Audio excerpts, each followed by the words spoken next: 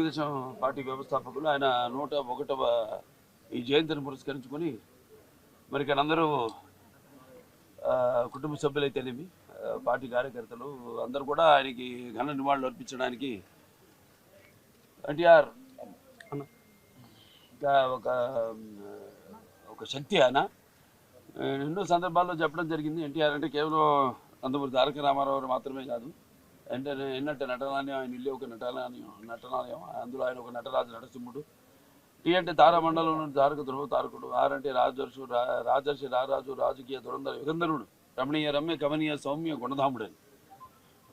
అలాగే ఆయన మొత్తం మొదటి నుంచి కూడా చూస్తే ఆయన ఈ జీవిత ప్రస్థానం ఒక మామూలు రైతు కుటుంబంలో పుట్టి, అలాగే ముందు అవకాశం వచ్చాడు కూడా కాదు అని ముందు చదువుకే ప్రాధాన్యత ఇచ్చి ఆయన చదువు పూర్తి చేసుకున్నాక మరి చలనచిత్ర ప్రవేశంలోకి అడుగుపెట్టడం జరిగింది.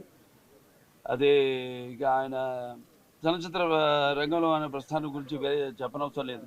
ఎన్టీఆర్ అంటే ఒక నటనకు నిర్వచనం, ఎన్టీఆర్ అంటే ఒక నవరసాలకు ఒక అలంకారం, ఎన్టీఆర్ అంటే నటనకు ఒక విశ్వవిద్యాలయం. తర్వాత ఆయన ఈ రాజకీయ రంగ చలనచిత్ర పరిశ్రమలో మకుటలేని మహారాజుగా ఉన్నప్పుడే ఆయన ఈ చలనచిత్ర పరిశ్రమ నుంచి నిష్క్రమించి ఇటు రాజకీయ రంగ ప్రస్థానం చేయడం జరిగింది.